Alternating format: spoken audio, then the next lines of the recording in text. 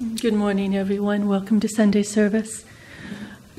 For those of you that have not met us, my name is Brahmacharini Chandrika, and along with my friend Chaitanya, it is our joy to share Sunday service with you.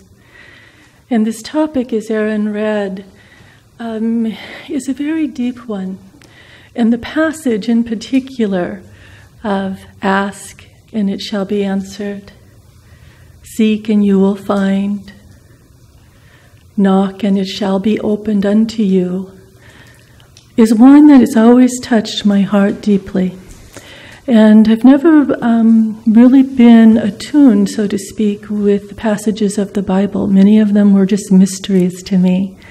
But even the first time I read the Bible, when I read this passage, it just resonated with me. And I recognized in this aspect of ask, seek, knock, that it's a pathway for action on our part, and it's the pathway to find God within. And so it's a joy to be able to share this particular topic, because I've used this particular passage in many ways in my life. In fact, at one point I used inspiration from this particular passage as the password to my computer. It's a long time ago, so you can't guess it now. But nonetheless, it was a wonderful way of reminding me every morning when I went to work of God's presence, to ask and to seek and to find. And of course, I also loved it on a sort of a humorous level of, it will open the computer and I would be able to seek and find things. If, for example, if you're searching on the internet. But we have to be careful about what we seek and what we find, because as we know, there are many paths out there, many vibrations, many things that we can find on the internet, not all of which are uplifting or serving towards self-realization or inner truths. And so it's fun to have a little humor in your life, but we all need to beware. What exactly are we looking for? What are we attuning ourselves to? And in this reading, there's also this mystery of belief and faith and the power of faith and prayer. And many of us, it's an intellectual process of belief. We start with the idea that we want to believe, we choose to believe, for example, that God exists. And then when we put that to the scientific test, through the cold, hard light of day, we practice. What does belief mean? Eventually, as we go deep and we attune ourselves to the power referred to by Yogananda of helping the children cross the stream safely, the power of God, the power of prayer, the presence of the divine, belief is not enough. But it's a very good place to start. And so as we practice day by day, trying to look for, as this reading on the affirmation says, it says, look for God's melodies in the world around you, even in the roar of traffic. So again, it's like, okay, what am I looking for? Oftentimes, the neophyte, when it comes to prayer, we have a desperate need. And so we pray. And sometimes that prayer does not appear to be answered. And of course, God does really answer all prayers, but restless prayers, He answers only a little bit. So again, the trick is to try to not be restless, to dive deep into stillness. Be still and know. And of course, the idea of moving from belief to faith is the knowing.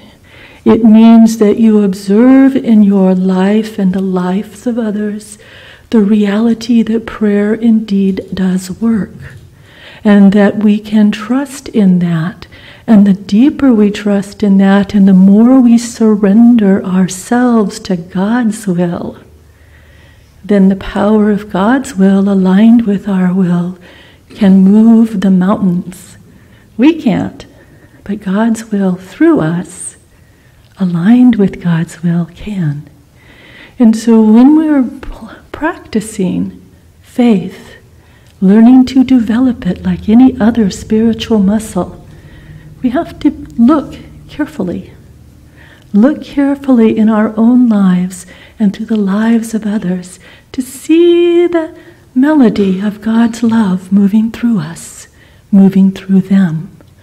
And the more we practice that, the deeper our faith becomes. We do not know what God's will is. And sometimes, again, even if we have deep faith and we've practiced for a while, we don't always get the answer that we think we would like. And we need to, again, assess that for what is God's will.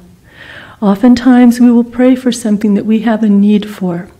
There's a story of a young man who had a need of transportation. He needed a car to be able to get to and from college and work, etc. He didn't have much money. So realistically, he thought to himself and he budgeted, what can I afford? I need a car.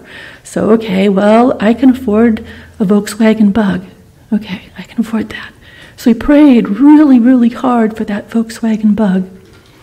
And after a while, he received that Bug. It was possible for him to buy that vehicle. And of course, he was very grateful for God for that answer of his prayer. And his life unfolded, and many, many years later, he passed on, and he went up to the pearly gates and was greeted by St. Peter. And as he's walking up to the pearly gates, he looks off to the side, and he sees this huge parking lot full of cars. And these cars are gorgeous, beautiful, never-driven cars. And one in particular really captured his attention. This beautiful pink Cadillac was sitting there. One of those old models with the big fins and the shiny hubcaps, and it was just gorgeous. And he's looking at that, and he's trying to make sense, and he asked St. Peter, what gives with the cars? What's up with that? And St. Peter goes, oh, well, those were cars that God was trying to give to people, and they didn't accept them. And the man's looking at that pink Cadillac and going, well, who would not receive that car? And St. Peter laughs and he says, well, it's funny you should ask about that one because that one was intended for you. But because you prayed so hard for that Volkswagen Beetle, he gave you what you insisted on. So it's like, okay, be careful what you're praying for. Try to be open to God's will because God could give you things far more amazing than what we can personally figure out. But we have to be open to that possibility.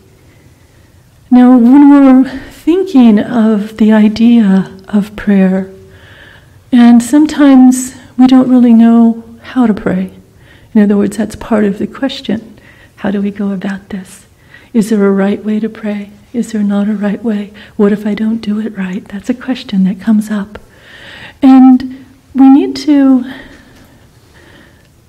allow ourselves to be receptive to the prayer of God's love. In other words, try not to ask God for anything, but just offer your love and ask for His love in return. That's one of the highest prayers. Lord, just reveal thyself to me. Reveal thyself. Doesn't need a structure or a form or a dogma. Just open your heart in stillness and say, Lord, reveal thyself. There's a beautiful story of a man who had received a diagnosis of diabetes, and they gave him, say, 3 months to live.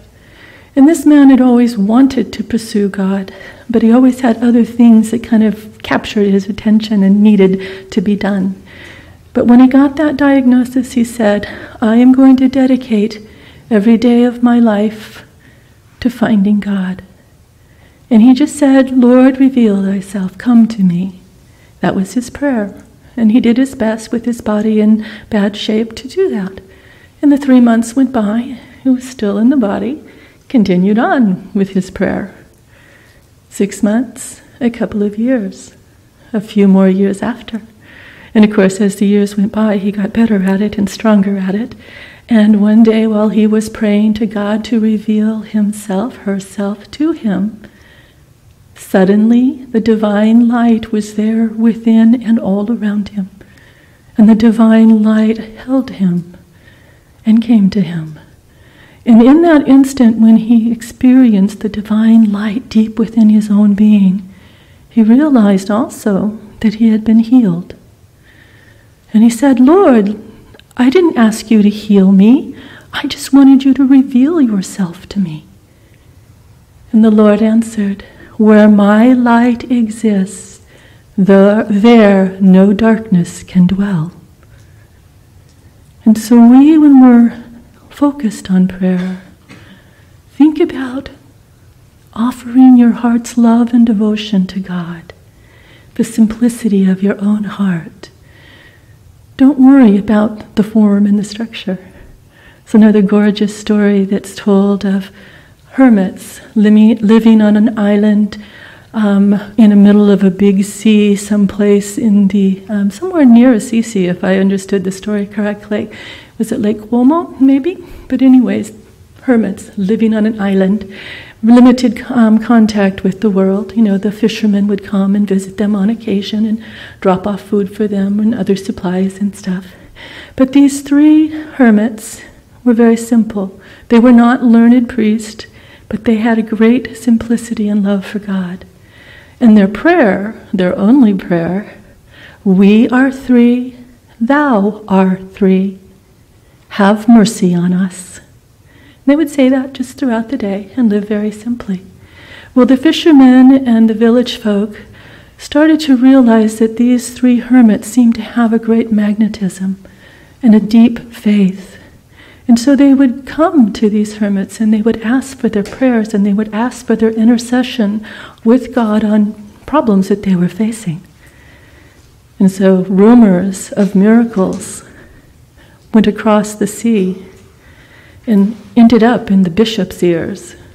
And the bishop is going, "Who are these hermits and what in the world are they doing, and can they really know anything about miracles and prayers? They've never had any formal training.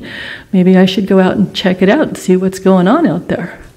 So the bishop goes and visits the hermits. And the hermits are so thrilled to see this man of God. "Oh, Holy Father, we're so glad you're here. We're delighted. Please come." And the bishop proceeds to teach them the official form of prayer.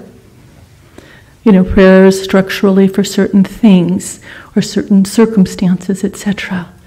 And the idea behind the bishop was, well, at least if they practice the prayers that are approved by the church, then people won't be confused about what's going on out here. They'll recognize it as part of the church, etc.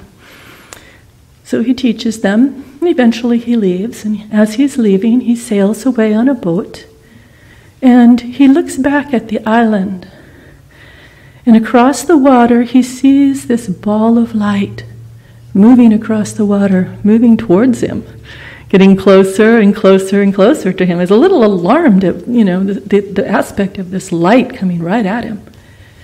And as the light approaches him and gets closer, what he sees in that light is the three hermits holding hands and running across the water. Please, sir, we've forgotten your prayers. Please, sir, help us. We need to remember your prayers." And they approach his boat and come right up beside him, and they say that to him. And the bishop, looking at this miracle of these three hermits walking across the water, radiant in God's light, and he looks at them and he says, oh, dear souls, please continue with the prayers you have been doing all along. Please continue with your simple prayers. And so when we, working with prayer, we need to open our hearts and love as simply as we can. And of course, what these three hermits had done was they asked and they received. They sought and they found. And they knocked on the door of God's love and they found God's love. Blessings upon all of you.